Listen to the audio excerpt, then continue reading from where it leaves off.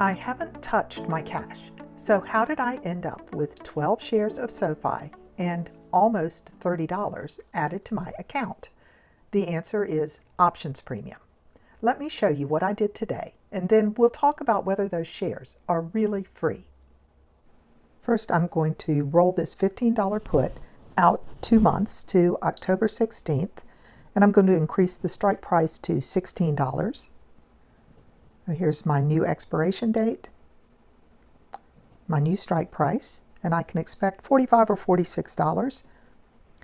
It filled at 47, and now I'm going to use that income to pay for 2 shares with some money left over. I can expect a debit of about $36 or $37. So that's today's trade.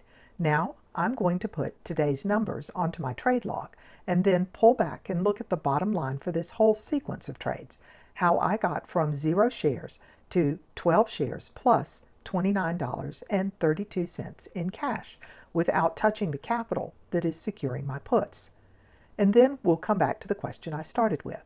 Are those shares really free? Now let's see what this has done to my bottom line. I did 2 things. I rolled the cash secured put out to October 16th. Now, this is a 63-day contract.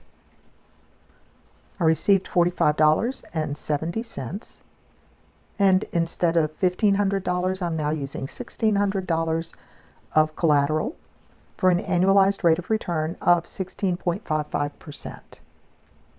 Now I changed the closing date on this contract from August 21st to August 14th. And by shortening the contract from 66 days to 59 days, I will improve the annualized rate of return on the contract that was open. So that leg of the trade earned me a 27.5% annualized rate of return, and it is now closed. So on the 2 trades for today, I brought in $45.70 in cash, spent $36.78, and increased my share count from 10 shares to 12 shares. And if I add all of my expense and income, since I started trading SoFi on April 10th, I have added $29.32 to my cash balance and 12 shares to this account without ever touching the capital that is being used to secure my options. So are those shares really free? I haven't used any of my original cash to buy them, but I have taken on the risk of being assigned to buy 100 shares of SoFi, and I've set aside the cash to be ready in case that happens.